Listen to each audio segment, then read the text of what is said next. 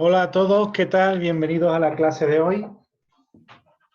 ¿Qué tal? Bienvenidos a la clase de hoy. Muy buenas tardes. ¿Qué tal? Espero que estén todos muy bien y que inicien la semana con buen pie. Muy bien, entonces, Buenas tardes, profe. ¿qué tal? Bienvenido. ¿Qué tal? ¿Cómo estás? Veo muchos compañeros, bueno, que se van uniendo y los recuerdo que ya muchos de ustedes han rellenado el cuestionario 9, algunos tienen pendiente rellenar el cuestionario 10. Entonces vamos a comenzar la clase con algunas dudas, ¿no?, que se han presentado de forma general por muchos de los compañeros, que por supuesto tienen todo mi apoyo para ayudarlos y guiarlos, ¿no?, en la resolución del cuestionario, porque esa es mi tarea, que ustedes puedan sentirse en este caso acompañados durante el proceso de aprendizaje. Y vamos a tratar sobre algunas dudas que hemos visto en algunos de los compañeros, ¿de acuerdo? Que si bien las he puesto en el grupo, creo que necesitan un poquito más de explicación de manera presencial aquí, bueno, de manera telemática, pero con un poquito más de importancia, ¿no? Entonces voy a poner aquí algunas imágenes. Déjenme un momentito lo que descargo las imágenes. Muy bien. Entonces la primera de las imágenes es esta de aquí, ¿no? Voy a compartir la pantalla, perdón, que no le di a compartir pantalla. Y vamos a compartirlo. Muy bien. Espero un poquito a que les cargue la compartición de pantalla. La primera pregunta, que es muy suscitada entre los compañeros, es la siguiente. Comentan que no entienden muy bien cómo es que funciona esta pregunta, ¿no? Y yo les comento, ¿no? En principio, lo que pueden ver aquí es una de las preguntas del cuestionario. No estoy seguro si sea del 9 o del 10. Algún compañero que lo pueda comentar, creo que es del 9, pero no estoy seguro. Entonces, esta pregunta que tienen aquí lo que hace es decir, oye, ¿cuál de las siguientes es una sentencia condicional? ¿Vale? Comentan aquí por el chat que es del cuestionario 10. Muchas gracias, compañero, por comentarnos, ¿no? Entonces, pregunta, ¿cuál de las siguientes es una sentencia condicional? Bueno, una sentencia condicional, como tal, no es ninguna de ellas porque no tienen ninguna condición, ¿vale? Este ejercicio realmente se podría haber reescriturado como ¿cuál de las siguientes instrucciones se realiza para iniciar un bloque condicional de una aplicación? ¿De acuerdo? Entonces, lo que realmente estamos viendo aquí es cuál de estas sentencias de aquí pueden llevar detrás. En este caso, perdón, voy a aceptar a algún compañero que queda por entrar. ¿Cuál de esas secuencias que aparecen ahí, o de esas palabras que aparecen ahí, pueden llevar detrás, en este caso, una condición? Una condición, ¿cuál puede ser? Por ejemplo, a igual a 3, ¿no? Eso puede ser una condición. Y de hecho, si queréis, lo ponemos así, ¿no? O igual a 4. Entonces, esto lo que tenemos es algo que da verdadero o da falso. Se puede evaluar y es una expresión condicional, ¿vale? Pero ¿cuál de estas palabras puede ir delante de una condición para ejecutar condicionalmente lo que viene después? Imagínense, el if. Si a es igual a 4, pues simplemente imprimir a tiene el valor correcto, ¿vale? Y en caso contrario, imprimir a tiene el valor incorrecto.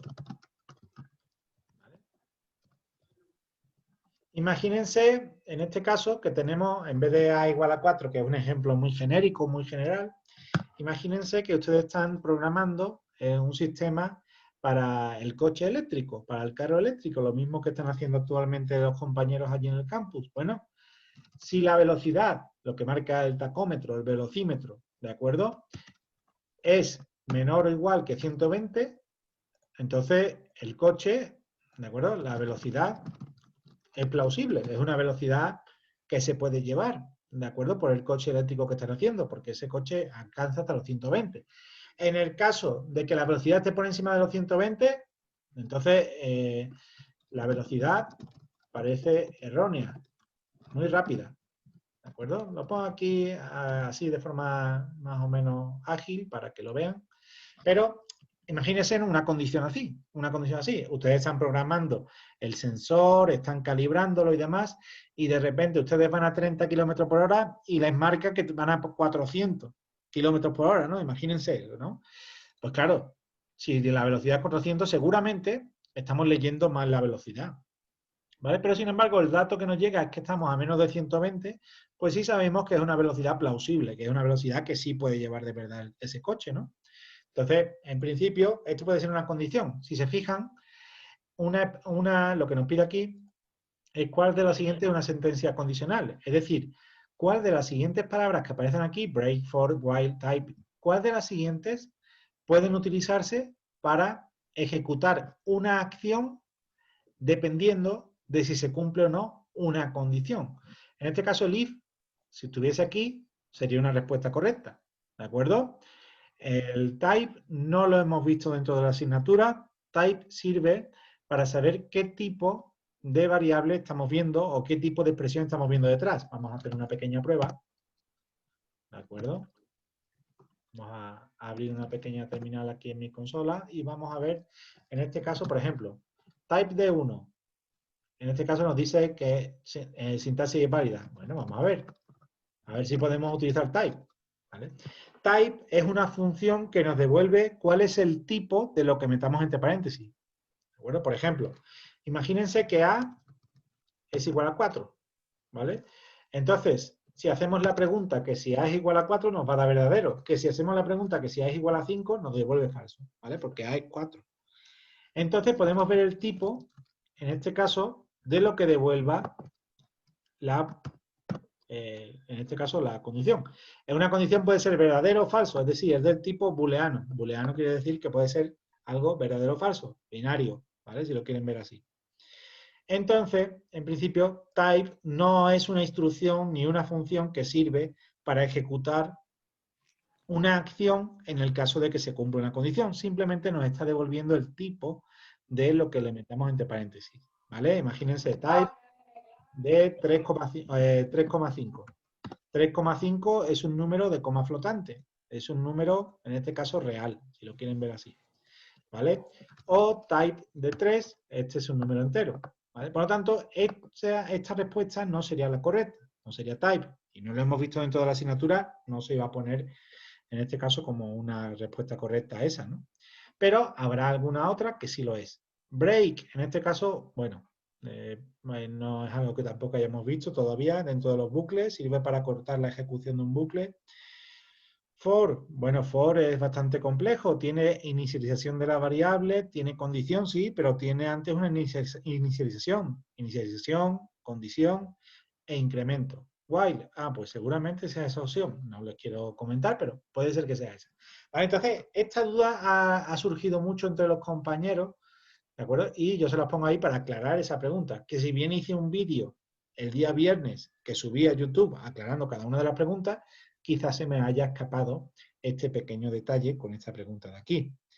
Habría otra pregunta que también les compartí en el grupo, que era la siguiente. Vamos a ver. Era una pregunta que les decía simplemente cuántos errores hay en el siguiente código. Y les ponía un código tal que así. Esto le paso a una captura de pantalla de un compañero. Les ponía un código tal que así. If P es igual a 5, entonces imprime E5. Si no, entonces imprime no E5. ¿Vale? Y les preguntaba cuántos errores hay en el siguiente código. Realmente, esto no es un código de un programa completo. Esto es una sección de un programa. Sigue siendo código, pero no es un programa completo.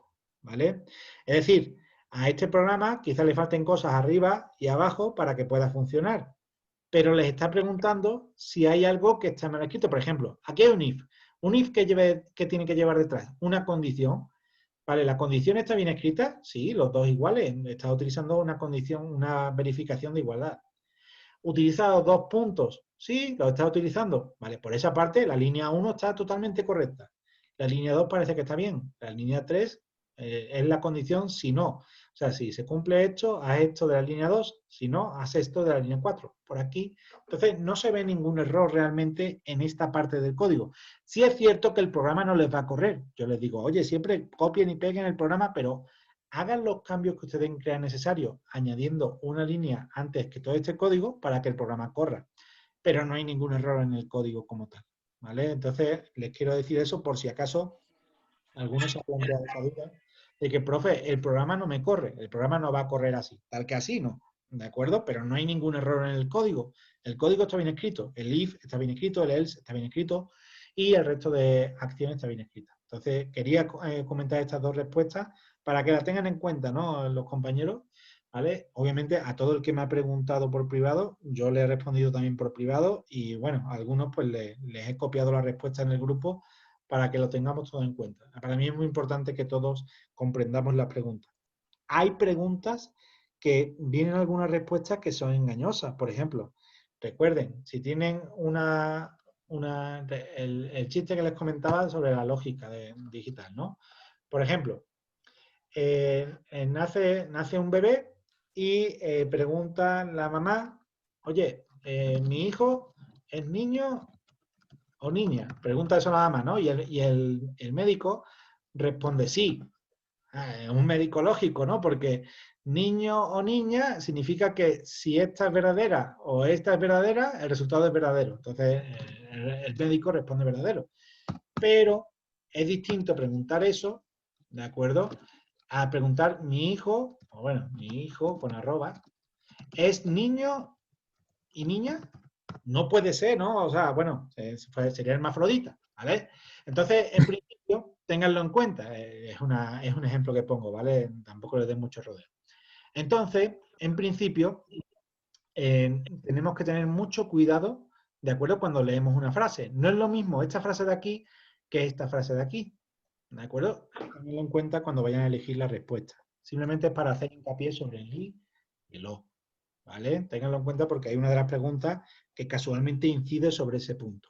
¿Vale? Les pongo un ejemplo tonto, no tiene mucho futuro el ejemplo, pero yo les hago eso para que lo piensen, ¿vale? Entonces, vamos a realizar una revisión rápida sobre los resultados que por ahora tenemos del cuestionario 9 y cuestionario 10. Ese lo tienen que rellenar, cada uno de ellos lo tienen que rellenar el día de hoy. Entonces, por favor, están atendiendo la clase, espero que estén teniendo el mensaje, tienen que rellenarlo, ¿vale? No esperen al día de mañana para rellenarlo porque hay uno que se cierra muy temprano, creo, el cuestionario 9, ¿no? Entonces, van a tomarse como unos 40 minutos en rellenarlo. Es importante que lo tomen en cuenta para la hora que lo empiecen, no sea 40 minutos menos de la hora que se acaba, ¿no? Tienen aquí el cuestionario 9 y el cuestionario 10. Vamos a ver simplemente los resultados, ¿vale? Cuestionario 9, ya somos 10 personas que lo hemos rellenado, ¿vale? En este caso, vamos a ver las estadísticas. No me voy a centrar en la calificación de cada uno, ¿vale? Estas son las estadísticas de nuestro grupo y estas son las estadísticas globales, ¿vale? Estoy contento con los resultados, obviamente, pero no puedo ser, en este caso, discreto. Tengo que decir que solo lo han rellenado 10 personas, ¿vale? Aquellas personas que tienen más problemas con la asignatura son las que tienen que ponerse en contacto conmigo. Y yo lo sé. Y por eso yo me pongo en contacto con ustedes, ¿vale? Para ayudarlos. No vayan a dejar la asignatura de lado, sino traten de resolver, en este caso, los problemas que tengan ustedes con la asignatura trabajando sobre ella, ¿vale? Y obviamente nadie obtiene el éxito a la primera. Es a base de muchos fallos que alguien puede lograr el resultado que espera. Todas las personas que tienen una buena calificación es porque han trabajado la asignatura, ustedes deben de hacerlo, aunque quizás les aparezca menos atractiva, pero la idea es que todos tengamos una buena... Esta es nuestro diagrama de barras, ¿vale? Como podéis ver, pues hay bastantes compañeros que tienen una calificación de 6, otros de calificación de 8, de 9 y de 10, hay algunos compañeros también. Y bueno, esta sería la general de todos los grupos, ¿vale? Entonces, en todos los grupos, no se preocupen que no van a estar solos si están por esta parte de aquí, porque para eso estoy yo, para acompañarlos. Pero es importante que ustedes den la señal de alarma para que yo pueda ayudarles.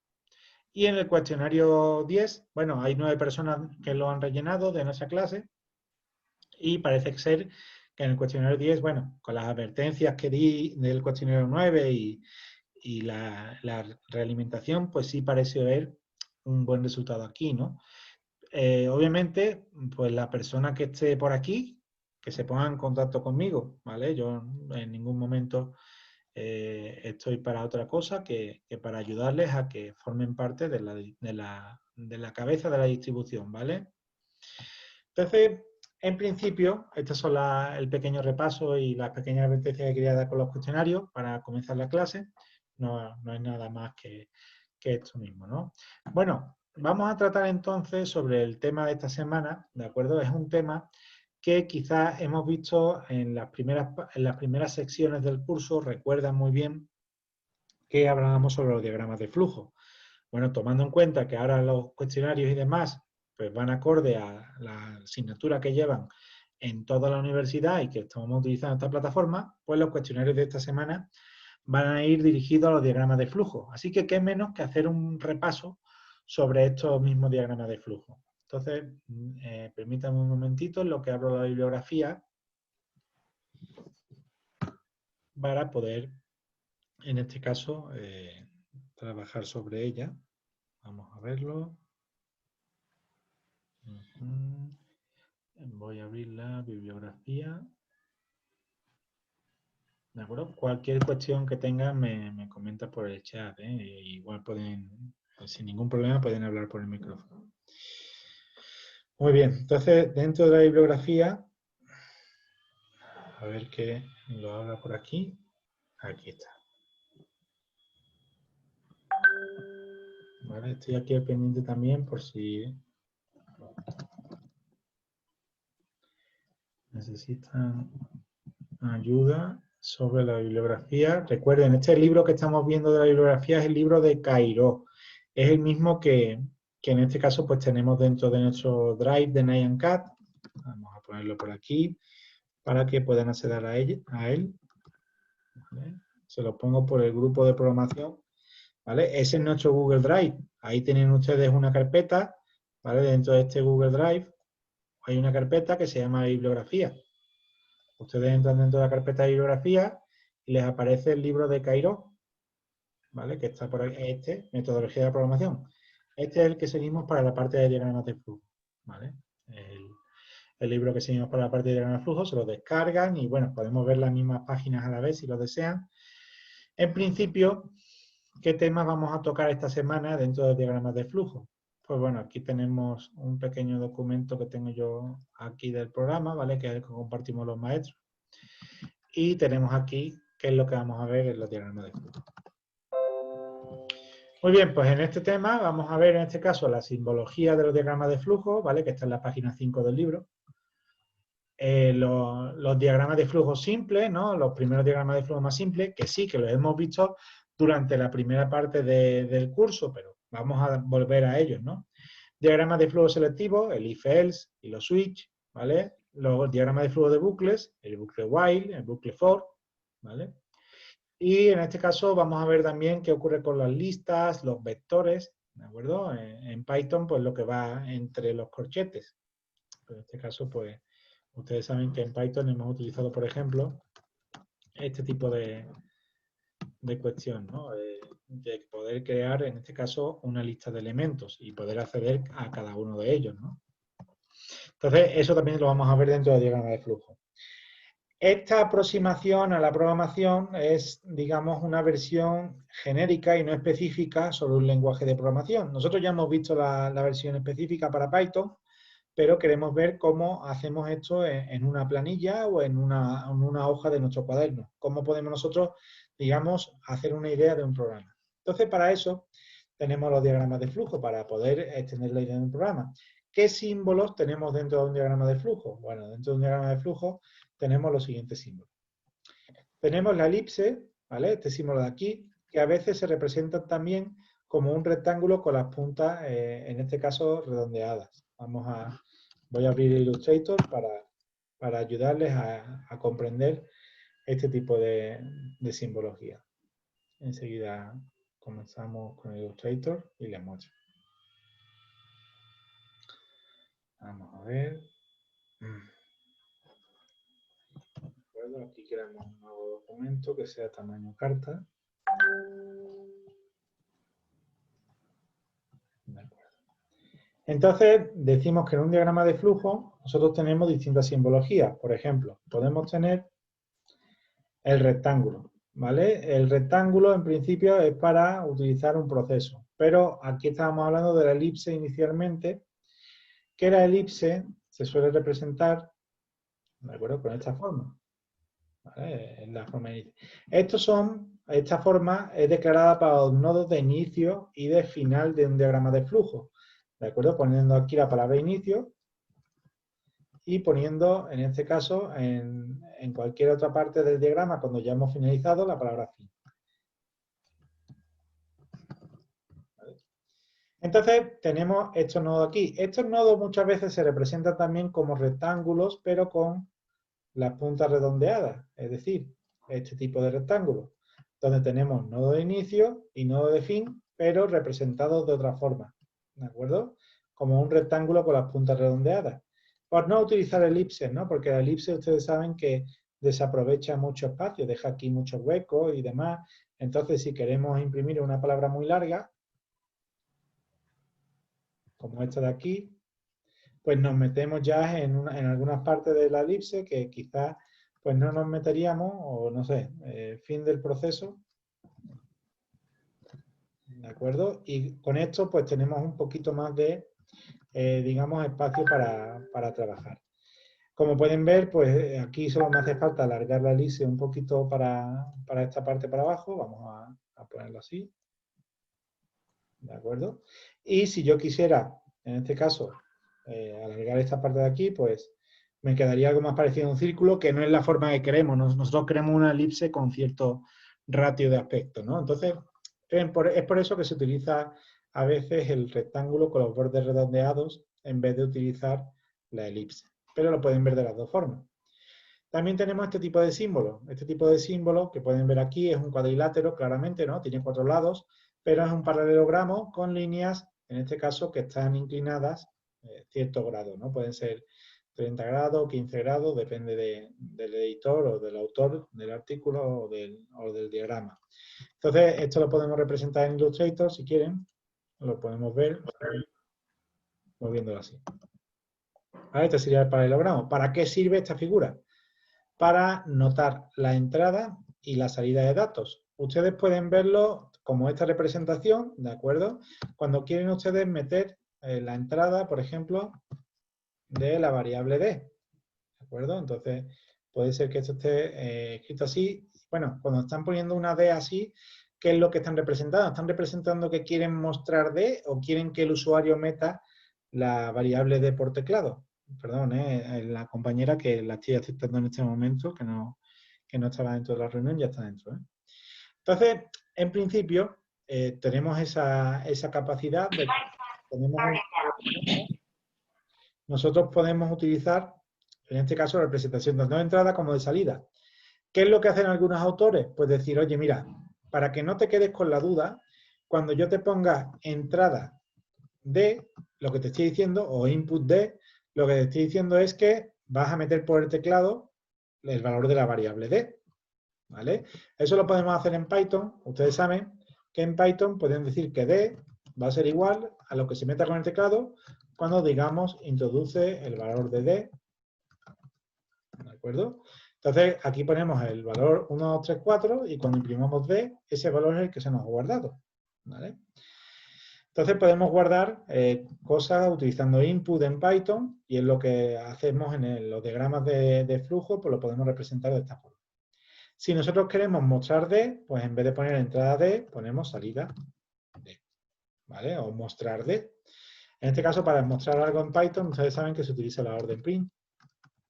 E incluso estuvimos viendo que podemos imprimir con formato cuestiones que sean un poquito más complicadas. El valor de la variable es, ¿de acuerdo? Y aquí poner, en este caso, la variable D. ¿Vale? Entonces, nosotros podemos utilizar este tipo de bloque tanto para entrada de datos como para salida de datos, ¿vale? Si yo, por ejemplo, y vamos a hacer nuestro primer diagrama de flujo, ¿vale? Quiero saber cuál es, quiero hacer un programita para que halle el área de un cuadrado cuando le doy el lado, vamos a verlo. ¿De acuerdo? Lo primero que va a hacer nuestro programa, bueno, va a iniciarse nuestro programa y posteriormente a que el programa se inicia, lo que va a hacer es preguntarnos por el tamaño del lado del cuadrado, ¿no? Vamos a llamarlo L. Voy a utilizar otro tipo de letra aquí. Espérense un momentito que la cambie. Seleccionamos todas las letras y las ponemos en Times New Roman.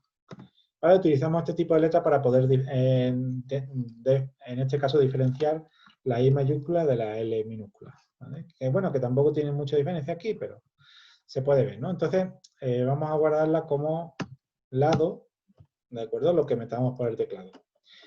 Aquí, ¿qué estamos diciendo? Estamos diciendo simplemente que aquí hay algo de entrada o salida y dentro tiene lado. No sabemos si estamos mostrándolo o si lo que queremos es pedirse al usuario. Pues bueno, podemos decir que es una entrada, ¿de acuerdo? Y que lo que va a hacer es guardar lado. Entonces, nuestro programita, en principio, lo único que va a hacer es guardar en la variable lado lo que el usuario meta. Posteriormente tenemos un nodo de proceso. El nodo de proceso lo que hace es un cálculo. Pues bueno, vamos a poner aquí un nodo de cálculo. Recordamos que queríamos calcular el área de un cuadrado. Así es lo que hacía nuestro programa. ¿Cómo calculamos el área de un cuadrado? Si ya tenemos la variable lado, donde nos indica la longitud del lado. ¿Cómo calculamos el área? Área que es igual en un cuadrado. Base por altura. En este caso, bueno, va a ser por altura en un rectángulo en general, pero si estamos en un cuadrado, pues... lado por lado. Exactamente. Es correcta su opinión, compañero, pero en este caso el área sería igual al lado al cuadrado, ¿vale? Lo pongo así si quieren, de forma de expresión matemática, ¿vale? Entonces, el área sería igual al lado al cuadrado y posteriormente pues mostraríamos cuál es el área final, ¿vale? O sea, hemos calculado el área y lo siguiente que hacemos es mostrar cuál es el área, ¿vale? Salida, área. ¿Vale? Unimos en este caso cada uno de los pasos con flechas para saber cómo tenemos que ir dentro de este diagrama. Primero el programa inicia. Cuando el programa inicia, entonces, vamos a ponerlo aquí para que pueda tener esto una anchura. Y le ponemos aquí exactamente la flechita correspondiente. Enseguida, tan solo lo pongo aquí para que ustedes lo puedan ver mejor. Entonces el programa inicia y nos pide el lado. Nosotros rellenamos el lado y el programa calcula, en este caso, el área, que es igual al lado al cuadrado. Posteriormente, el programa nos da la salida, que nos dice cuál es el área de este cuadrado. Y finalmente, cuando nos dice el área del cuadrado, el programa ya ha hecho todo lo que tenía que hacer, porque el programa se dedica a eso, y finaliza, ¿vale? Esto en Python, ¿cómo lo veríamos? Bueno, pues en Python sería un programa tal que así. Voy a abrirlo aquí, un editor cualquiera. El programa, ¿qué es lo que va a hacer? Pues va a decir, en este caso, que lado es igual a algo que yo meta por el teclado y que me pida, para que me pida el lado, vamos a poner una frase, por ejemplo, perdón, se me fue de la pantalla. Vamos a poner una frase para pedir el lado, que sería inserte el lado del cuadrado. Bueno, la medida, ¿no?, del lado del cuadrado realmente. Y entonces el usuario va a insertar por el teclado la medida del lado, por ejemplo 30, y se va a guardar en la variable lado. Lo siguiente que hacemos es calcular el área. Área es igual a lado por lado, ¿vale? Lado al cuadrado. Y finalmente, pues lo único que va a hacer es imprimir el área del cuadrado, ¿vale? No estoy poniendo tilde, ¿eh? Es igual a área. Muy bien, entonces, si se fijan, es un programita muy simple que tiene 3 líneas, igual que tenemos aquí 3 instrucciones, ¿no? Entonces tenemos, primero, esta cajetilla que dice entrada lado, es decir, que lo que pongamos por el teclado se va a guardar el lado. Eso lo estamos haciendo aquí en la línea 1, ¿vale? En la línea 1 vamos a mostrar un mensajito en pantalla que diga esto, espere que el usuario meta algo por el teclado, por eso está input, y ya que se tenga lo que el usuario ha metido por el teclado, se va a guardar el lado. Esto igual lo tienen que ver como una asignación para allá, ¿vale? Después, calculamos área. ¿Área a qué va a ser igual? Pues a área le vamos a meter dentro, en este caso, lado por lado. Lado ya lo tenemos en este caso declarado, posiblemente lado por lado. Y posteriormente vamos a imprimir, en este caso, el mensaje correspondiente. Bueno, nos queda un detalle más en Python y es el siguiente. Vamos a ver. ¿Qué ocurre cuando yo ejecuto mi programita así? Bueno, vamos a ejecutar la primera línea, ¿no? Lado es igual a input ¿De acuerdo? De inserte el lado cuadrado. Entonces, aquí nos pide el lado del cuadrado. Nosotros le vamos a meter, por ejemplo, 30. Nuestro cuadrado es del lado 30. ¿Vale? ¿Qué contiene la variable lado ahora? La variable lado contiene el número 30. Pero no contiene el número 30 como tal. Fíjense muy bien qué es lo que contiene. Contiene una cadena de texto con el 3 y el 0. Nosotros, para poder calcular el cuadrado de ese número, actualmente no lo podemos hacer así. Lado por lado no significa nada. ¿Por qué? Porque lado es una cadena de texto, no es un número. Entonces, lo que tenemos que hacer es que lado va a ser igual al entero que se corresponde con lo que estoy viendo aquí. Aquí estoy viendo una frase que dice 30, pero yo quiero el entero matemático correspondiente a lo que estoy viendo aquí, es decir, quiero el 30. ¿Vale? Entonces, sobrescribo lado y le asigno el entero correspondiente a lo que estoy viendo en lado, que sería, en este caso, si ustedes pueden ver, lado ahora es igual a 30, ya no tiene las comillas. Y ahora sí puedo hacer que área sea igual a lado por lado, es decir, la segunda línea que teníamos aquí. Esta línea se corresponde con este proceso que aparece aquí, área es igual a lado al cuadrado, pues área es igual a lado por lado. ¿Vale? Podemos ver el contenido de área, son 900. ¿Vale? Sí, es normal, ¿no? Porque si el lado son 30, el área son 900, si estamos hablando de un cuadrado. Y finalmente podemos imprimir la frase, el área del cuadrado es igual a área. ¿Vale? El área del cuadrado es igual a 900. Muy bien, pues de esta forma simplemente hemos implementado un diagrama de flujo que teníamos aquí. ¿Vale? Este pequeño diagrama de flujo.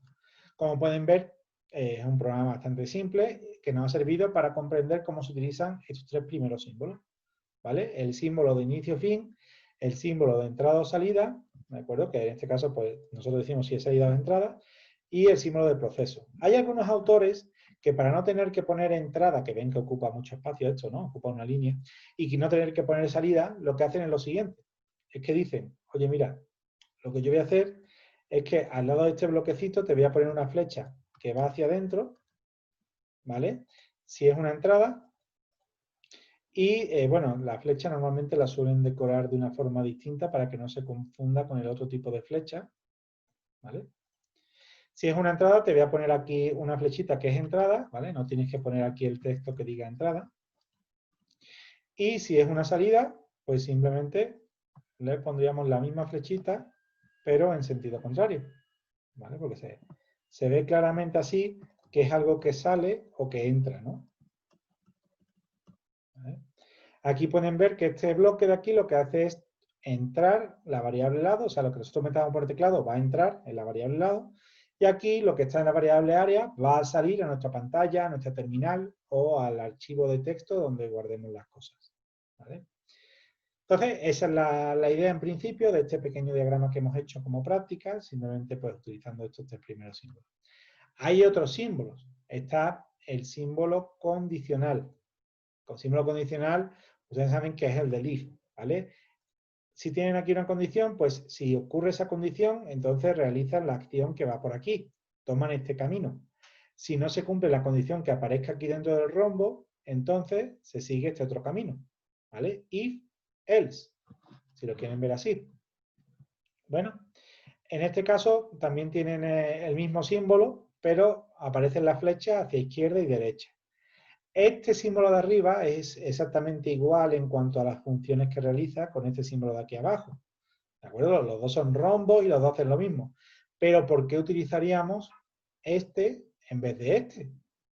Si claramente este ocupa, este de aquí, perdón. Si claramente este que tenemos aquí ocupa más espacio, ¿por qué utilizaríamos ese? Bueno, el motivo por el cual están estas dos vertientes, estas dos diferencias, pues es el siguiente. Vamos a ir a la página del libro donde se muestra este contenido. Vamos a verlo aquí en la página, capítulo 2, página 97. Vamos a proseguir. Y les voy a explicar por qué existen esos dos símbolos. Muy bien. Imagínense que ustedes tienen el siguiente diagrama, ¿vale? Para explicarles la primera variante del símbolo. Tienen este diagrama de aquí. Es un programita que simplemente va a mostrar, cuando ustedes metan una calificación dentro de la consola, va a mostrar si el alumno está aprobado, si ha pasado la asignatura o no. ¿vale? Es un ejemplo muy simple que les ponen. Van a encontrarse en los libros muchos ejemplos de tipo de cosas que ocurren con las calificaciones. ¿Por qué? Porque como estos libros están hechos para que los estudiantes puedan comprender este contenido, pues es por eso mismo, ¿no? Para que se vean familiarizados. Entonces, ocurre que iniciamos nuestro programita, ¿no? Inicio. Y lo primero que hace el programita es pedir que el usuario introduzca la variable cal, ¿vale? En este caso, no pone aquí que es de entrada o de salida. ¿Por qué? Porque este autor, a diferencia de lo que yo les he comentado, de que se utilizaba este símbolo tanto para entrada como salida, es posible también, a fin de que no se creen este tipo de conflictos, de que poner la flechita y demás, utilizar un bloque así para la entrada y utilizar un bloque que tiene esta forma. Vamos a hacer la forma correspondiente. ¿De acuerdo? Utilizar un bloque que tiene esta forma. Vamos a ponerlo aquí para que se pueda ver. Así, más o menos. ¿De acuerdo? Así. ¿Vale? Utilizar un bloque que tiene esta forma para la salida. ¿Vale? De todas formas, que si yo tengo esto y pongo aquí lado, sé que estoy pidiendo lado. Y si yo pongo un bloque como la forma que tengo abajo y le pongo lado, aquí estoy imprimiendo o mostrando o dando como salida el valor de lado. ¿Vale? Entonces tenganlo en cuenta, ¿de acuerdo? Que también este autor, por ejemplo, utiliza este tipo de nomenclatura. Pero se van a encontrar con las dos. Dígame, compañero. No, nada, profe, se desactivó el micrófono. Ah, no, no se preocupe, ¿vale? En el momento que tengan alguna duda, por favor. Y tengan dudas, ¿eh? Es muy importante que las tengan. Yo sé que muchos compañeros quizás no quieren preguntar por la cuestión de que se ven señalados porque pregunten. No, esto no se trata de eso, ¿eh? No, se trata de que todos podamos preguntar nuestras dudas porque habrá teorías más complejas que otras. No sé si tengan alguna duda con respecto a esta cuestión de la entrada y la salida. Yo tengo como Dígame. duda cuando es la intermedio ni la salida, o sea, El proceso, ándale, exactamente. sí, dígame. O sea, es que yo, por lo que tengo entendido, el inicio, bueno, es el inicio, luego la condición y el final, pero la condición no la sé desarrollar. No, aquí no hay ninguna condición, compañero. Aquí como tal no hay ninguna condición en este diagrama de flujo. ¿De acuerdo? Este diagrama de flujo es totalmente lineal. Todavía no estamos mostrando la condición, la estoy mostrando en el libro, pero no la estoy mostrando todavía aquí en nuestro diagrama de flujo que estamos utilizando. ¿De acuerdo? Entonces, es lo que voy a explicar en este momento, cómo se utiliza en el diagrama de flujo la condición. Miren, en este caso, entonces le explico, compañero, con especial atención para usted, para que, por favor, en el momento que tenga una duda sobre alguna parte, comente. Entonces, nosotros tenemos este diagrama de flujo, ¿vale? Imagínense, nos han encargado un programita que nosotros metamos por el teclado la calificación y simplemente nos imprima en la pantalla la palabra aprobado si la calificación es mayor que 8. En el caso de que la calificación no sea mayor que 8, no muestre nada, no haga nada, ¿vale? Simplemente el programa acabe. Entonces, tenemos dos vertientes posibles, ¿no?